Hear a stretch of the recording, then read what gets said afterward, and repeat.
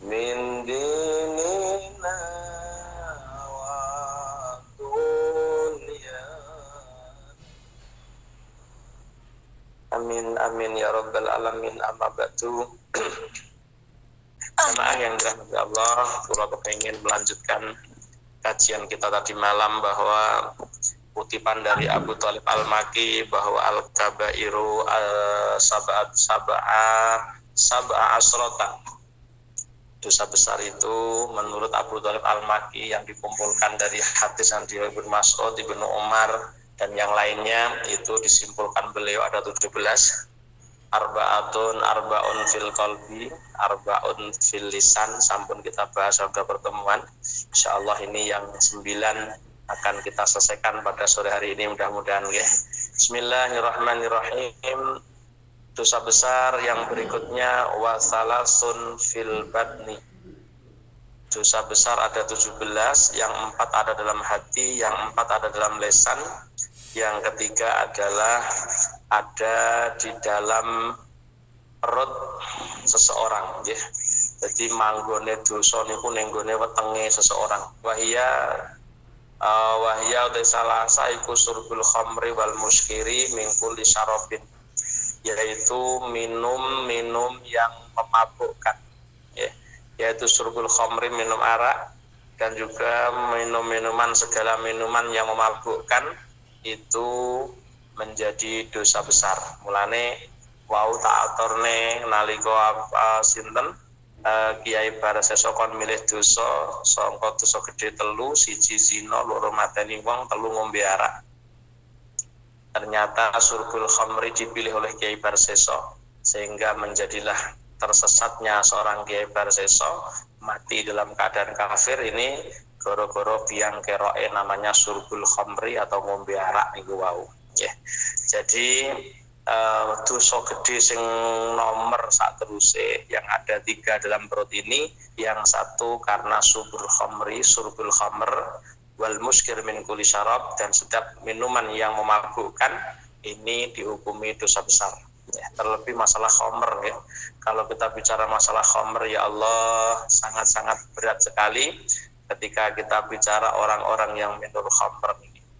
Jadi wong-wong sing mboten iso tobat saka minum khamr niki juga dalam kalangan orang-orang yang dalam bahaya ketika dia mati dalam keadaan musiron ala surbil khamri, netepi ngombe arak niki termasuk dosa gede sing menjadi tanggungan seseorang yang suka minum khamr ya.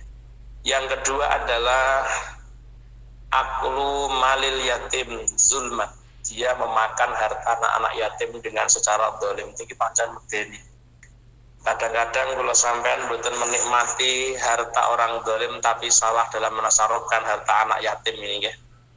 Kadang-kadang kula jenengan diarani aklu malal yatim, mangan bandane anak yatim zulman dengan secara ngani ngoyo. Dan zalim ini kadang-kadang salah kita menempatkan harta anak yatim atau rezekinya anak yatim, salah dalam kita menasarufkan, ini juga menjadi pengaruh besar, dosa besar kula panjenengan. Senajan toh kula sampean ndak melok mangan paribasane, tapi ketika kita salah mengeluarkan kebijakan harta anak yatim untuk anak yatim itu sendiri, niki ya padha mawon kula sampean dianggap melok mangan. Senajan toh ora mangan neng salah dalam kebijakan karena ini harta anak yatim. Mulane jadi panitia santunan yatim piatu niku mboten gampang, mboten enteng. Ketoke rame-rame golekno pengajian tapi ujung-ujungnya kita sebagai panitia justru terkategorikan sedang melakukan dosa besar yang ada 3 yang tergabung dalam salasun fil batni.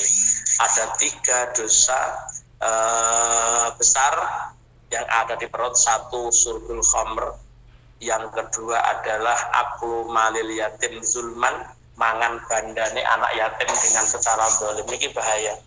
Mulane ketika ada orang mengadakan santunan anak yatim niku mboten penak-penak lho, Bu. Kula niku dititipi santunan anak yatim niku mboten penak-penak, niku beban. Nek sampai kula mungkin salah dalam menasarufkan niku kula sing nampa tanggung jawab atas jariah panjenengan yang ditujukan untuk anak yatim niku. Makanya tidak sesuatu yang gampang kaitan dengan berbicara anak yatim, maka para kiai itu sudah berpikir panjang ketika kita mengadakan yayasan anak yatim. Terus anak yatim itu sendiri kan ada batasannya. Siapa anak yatim? Manil yatim man mata abuhu qabla bulugh. Yaitu orang yang dianggap yatim itu orang-orang yang bapaknya mati sebelum dia balik. Ketika dia sudah balik, maka bukan anak yatim lagi. Nah, kita selalu mengatasnamakan anak yatim, padahal dia tidak berhak untuk menjadi penerima harta yang disebut dengan anak yatim. Dan itu juga tanggungan besar. Makanya yayasan-yayasan itu harus pintar menyikapi kaitan dengan apa? Dengan penasarupan harta anak yatim. Ketika ada anak gadis kelas 5 SD sudah datang bulan, maka dia bukan anak yatim lagi. 9 tahun anak kelas 5 SD atau kelas 4 SD, tapi dia sudah datang bulan. Secara fikih perempuan yang dianggap baligh itu ketika perempuan sudah datang bulan. Nah, minimal berapa tahun anak perempuan itu dianggap baligh? Minimal 9 tahun. Walaupun toh nanti ada perempuan yang sampai 15 tahun baru haid, ada yang 17 tahun ada haid, tapi dibatasi maksimal 15 tahun. Laki-laki dihukumi baligh kapan? Ketika laki-laki sudah ihtilam, wis tahu ngipi metu mani, anak laki-laki sudah dianggap baligh sekalipun usianya belum sampai 15 tahun. Nah, ini penasarupan ini loh yang sangat rumitnya ketika kita mengatasnamakan santunan anak yatim, padahal yang kita santuni pun mboten dikategorikan anak yatim cobi. Mboten ribet ngoten niku. Nah, ini termasuk aklu malil yatimi zulman. Yang kedua, dosa gede sing nang weteng niku mangan bandane anak yatim dengan dolim. Nah, niki diarani mangan ya menggunakan dengan dolim niki wow. Makanya aku sering matur, ada kepala desa tidak makan uang negara, tapi dia salah dengan kebijakannya, maka KPK tetap menyeret kepala desa tadi yang salah dalam menerapkan kebijakannya dana negara itu. Itu dianggap mangan nih, padahal orang mangan, tapi salah dalam menerapkan kebijakan. Ini juga berbahaya. Okay? Dan ketiga adalah aklur riba. Wa akal riba wa huwa ya'lamu. Ada orang yang makan riba wa huwa lantaiman iku ya'lamu ngerti sama ning riba. Padahal dia tahu kalau ini uang riba tapi tetap dimakan. Nah, piye wis ndelok makan piye, tapi dia tahu bahwa uang yang dimakan itu adalah uang riba, hasil penjualan yang tidak secara syariat, maka ini jadi sesuatu yang riba. Hasil uang yang kita dapat dengan tidak secara syariat, maka ini menjadi uang yang riba. Ketika kita belikan makanan dan kita makan, artinya kita dianggap makan riba. Jadi dosa gede niku arbaun fil qalbi, arbaun fil lisan, wa salasun fil batni, sing telu ana nggone weteng. Ning nggone weteng siji surbul khamri wal muskir ala kulli syarab, sing mabukkan segala minuman yang mabukkan. Yang kedua aklu mal yatim zulman, makan hartanya anak yatim dengan dolim. Yang ketiga adalah aklu riba wa huwa ya'lamu, ada orang yang makan barang riba padahal dia mengerti bahwa yang dimakan adalah barang yang riba. Ini sudah tertemu papat karo telu, papat wolu karo telu pun 11. Kemudian wa isnatani fil farji. Dosa besar yang berikutnya wa isnatani utawi kang loro iku fil farji, manggon ning gone farji. Dalam alat kelamin kita wahuma az-zina wal liwat, yaitu ketika orang melakukan perbuatan zina. Zina niku dosa gede. Ya, zina niku dosa gede. Mulane dosa gede sing disimpulne oleh Abu Thalib Al-Makki yang dua ada di farji. Lah ketika farji memasukkan atau dimasuki sesuatu yang tidak sesuai dengan tempatnya, namanya dolim dia. Dolim kena dosa. Wong ora oleh mlebu rono kok dilebokno rono. Sing kono ya ngono, wayah mlebu rono kok mlebune rono. Sing kene ya ngono, kok mlebokne nek kono, wong wayah nek kono ora mlebu kene kok mlebu kene. Lah niku jenenge zina. Nah, karena apa? Memasukkan sesuatu pada tempat yang tidak sesuai dengan aturannya. Itu jenenge zina. Ya bojone dhewe kan ndak ada masalah, justru malah ibadah. Salah diperintah kalau sahabat Kanjeng Nabi, wong kumpul bojo niku nurutin nafsu kok. Dihitung ibadah niku piye? Kamu belum tahu. satu kali hubungan intim dengan suami niku padha karo mateni setan 1000. Enak sebagai ping pindho mateni 2000. Lha blas ora mateni blas wong yo blas. Nggih iki laran dhisik Pak Ustaz dereng mateni niki nggih ngerantos mulih ditenono. Amen wae. Ditenono. Makanya jemu karo sahabat Kanjeng Nabi, bukankah kumpul bojo niku melampiaskan nafsu kok dihitung ibadah. Dari orang ibadah ndak oleh nafsunya diletakkan pada orang lain betapa tidak itu dosa. Nah, ketika dia sudah mampu untuk melampiaskan nafsu sahabatnya kepada istrinya sendiri, tidak masalah, maka dihitung ibadah. Nah, sampai gak ngono, akhirnya dilebokno ning gone wong liya. Nah, iku malah bahaya. Apalane wong ngumpul bojo niki sampai oleh ganjaran padha karo mateni setan 1000, ping pindho 2000, ping telu 3000, ping papat mati dhewe. Nggih. Ngoten niku urusane ya. Ini farji. Yang pertama dosa besar ada farji ada dua, satu karena zina, yang kedua ada waliwat yaitu wati kubur. Yang digunakan bukan kubur, bukan jalan depan, tapi dia mengambil jalan belakang. Itu termasuk dosa gede, maka tidak boleh. Kadang-kadang ada seorang istri yang sedang haid, suaminya tidak diomongi, akhirnya lewat jalan belakang, itu tetap dosa, tidak boleh ya. Secara syariat itu hukumnya haram, itu tidak boleh. Tapi gimana Ustaz istrinya suaminya? Nah, cara lain kan bisa toh. Cara lain bisa, termasuk onani dengan menggunakan tangan istri itu tidak masalah ya. Onani dengan menggunakan tangan istri tidak masalah, tidak ada dosa. Nah, menggunakan tangan sendiri itu dilarang. Laki-laki onani pakai tangannya sendiri itu dilarang, karena di samping itu ada penyakit yang nanti akan tertimbul melalui onani dengan tangannya sendiri. Ketika istri haid, istri kudu pinter, iya bojo ben iso tenang dalam keadaan itu, ya sembarang nengah. Pokoknya dindi seorang istri bisa mengeluarkan sperma suami dalam keadaan dia haid asalkan tidak wati dubur, itu tidak masalah. Mbuh carane piye sing penting sang suami terpuaskan ketika istri dalam keadaan haid. Berapa itu loh, 6 tahun gak mulai, karena kunjul rong sasi barang.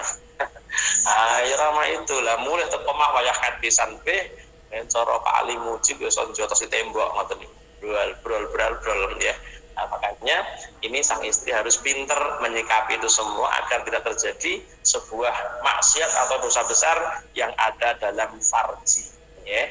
Jadi bisa terjadi ngeten iki Bu, orang-orang yang tidak ngerti agama ketika istrinya sedang haid maka dia minta lewat jalan belakang, dan niki mboten oleh, niki haram. Makanya termasuk dosa besar ada dua yang ada di farji, yaitu zina dan liwat. Liwat itu namanya wati dubur. Pun sudah ketemu sekitar 13. Tinggal berapa Bu? 17, tinggal 4. Wa isnatani fil yadaini. Dosa besar yang berikutnya yang dua ada di kedua tangan. Wa huma al-qatlu wasyariqatu, yaitu ketika tangan ini digunakan membunuh orang yang tidak sesuai dengan aturan agama, membunuh yang tidak diizinkan secara agama. Ada yang tak aturaken wong ki oleh mateni wong ki ning gone 3 perkara. Siji, wong oleh dipateni krana 3 perkara. Siji, keluar dari Islam. Nomor 2, mateni wong dengan sengaja tanpa ada urusan apapun. Yang ketiga, dia berzina. Ini orang boleh dipateni. Ini sing dipateni di luar dari 3 kategori itu. Nah, ketika ada orang membunuh orang dengan tanpa alasan apapun, alasannya mboten alasan secara syariat nggih. Nek perkara mateni wong gara-gara bojoku dicolong nih. Aku nesu tak pateni. Lah itu tetap dosa, ya. Itu dosa besar. Karena apa? Ketika ya mboten maidul nggih, ketika ada orang punya istri ditinggal lunga ning Brunei, terus istrinya digarap uang kan ya mesti emosi kok. Wong lanang ndi ra nesu. Sehingga dengan nesune kuwi ndak iso mengendalikan hawa nafsunya sampai dia berani membunuh orang yang telah menyelingkuhi istrinya itu. Iku yo tetap diarani dosa gede karena membunuh seseorang keluar dari 3 alasan tadi. Boleh orang membunuh orang satu karena ada orang membunuh dengan sengaja kepada orang lain, maka hukumannya harus dihukum mati. Yang kedua karena dia berzina, maka ketika zina dan dia muhson, maka harus dihukum mati. Kalau dia tidak muhson kan hanya dicambuk 100 kali. ya. Hanya dicambuk 100 kali ketika orang tidak zina muhson, artinya dia masih bujangan, masih remaja, belum pernah menikah, kemudian dia berzina, maka itu bukan dimatikan, tapi dicambuk 100 kali, wa taghribu sanah, dihukum sampai diasingkan 100 tahun, diasingkan selama 1 tahun buat di Nusa Kambangan, dicambuk 100 kali, kemudian diasingkan di Nusa Kambangan selama 1 tahun. Lah sing dalih, sing nuduh, dia ingin diomongno, termasuk sedosane lesan kan qadzful muhson. Lah kuwi nek dalih wong wis duwe bojo mbok anggap mbok tuduh berzina, maka dia harus harus dicambuk 80 kali. Makanya ada satu kisah ada satu kisah yang saya kutip dari Gus Koyum itu, ketika ada seorang yang memandikan jenazah, karena jenazah laki-laki makanya mandikannya laki-laki, tiba-tiba alat kelaminnya jenazah ini nemplok nenggone epe-epe seorang yang mandikan tadi. Ketika itu nemplok kelet tidak bisa dilepas. Orang kena dicepot belas panggah kandel ae. Ulama-ulama fikih bingung.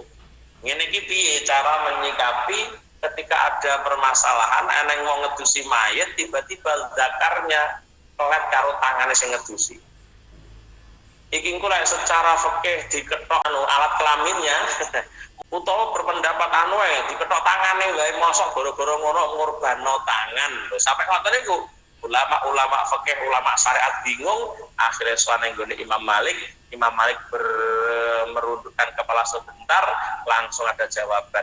Soalnya para Pak Malik, Imam Malik, ini ada kejadian, ada seseorang yang mandikan jenazah, tiba-tiba telapak tangannya gandeng sama zakar jenazah itu tidak bisa dipisahkan. Ini secara fikih gimana cara ngatasi pun mboten enten solusi malih. Niki terus pun disolusine Imam Malik merundukkan kepala sebentar langsung ada jawaban. Ya sudah. Ini nanti caranya orang yang tangannya kelet dengan zakarnya jenazah tolong cambuklah 80 kali. Ya, artinya apa? Orang yang memandikan ini dulu pernah menuduh, pernah mendalih dengan mayit ini pernah berzina. Padahal orang dia yang tahu nuduh nih zina. Akhirnya kok ini tangannya gandeng sama zakarnya si mayat tadi. Maka untuk melepaskan itu ternyata disuruh Imam Malik mencambuk 80 kali, plek. Setelah dicambuk 80 kali, lepaslah tangannya orang itu dari zakarnya mayat itu. Lho ngeten iki lho.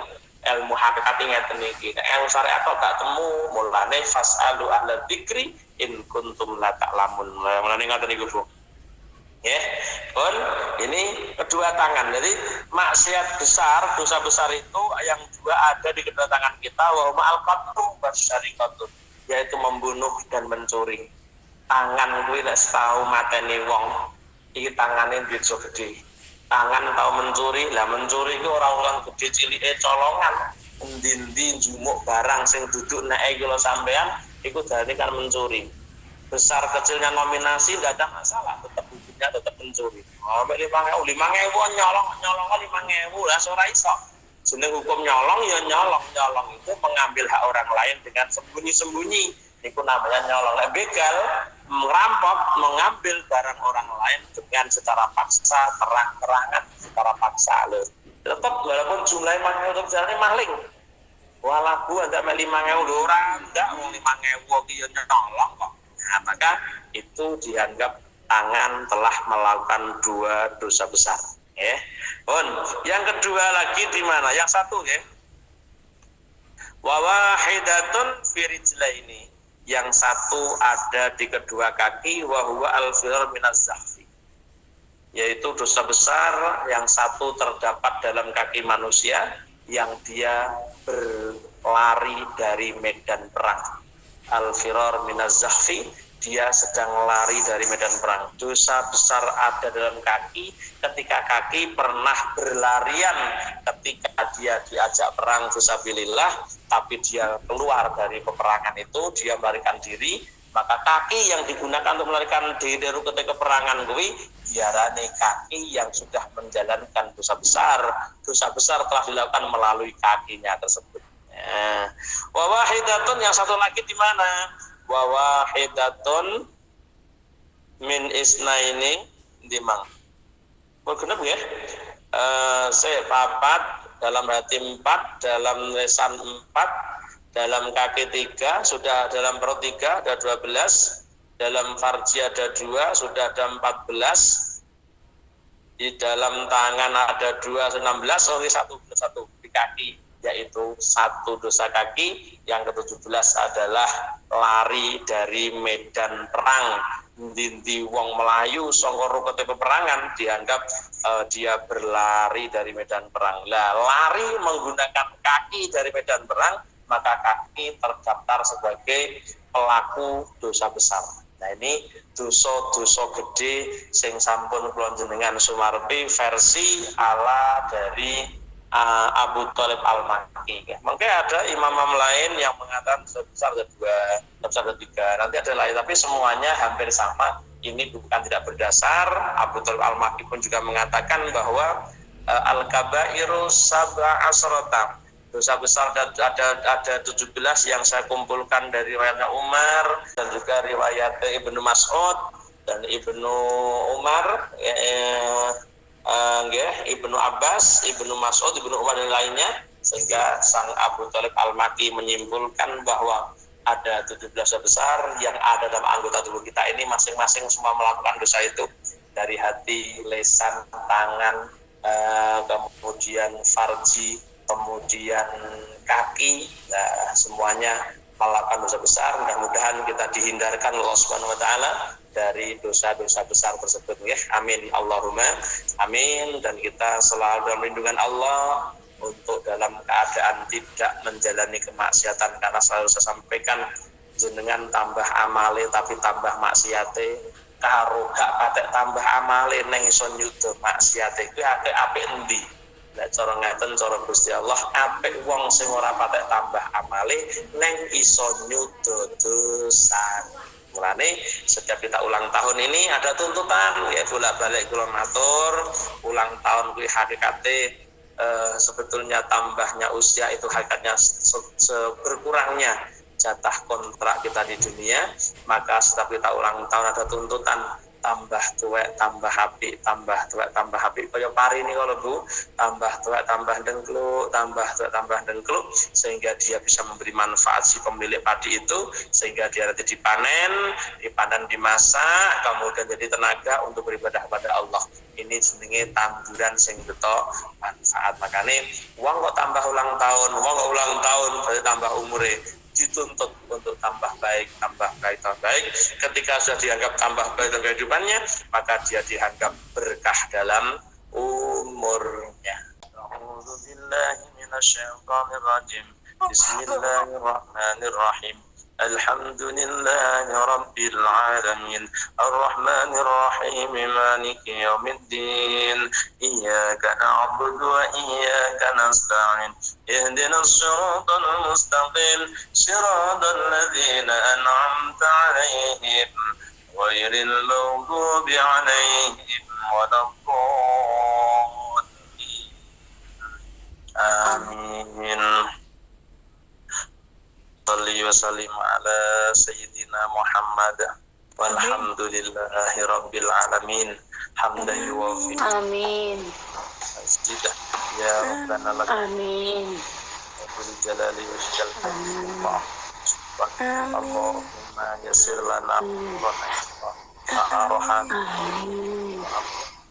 Wassalamualaikum warahmatullahi wabarakatuh. Wa kullana sahiban fi sabatan fi ahlina.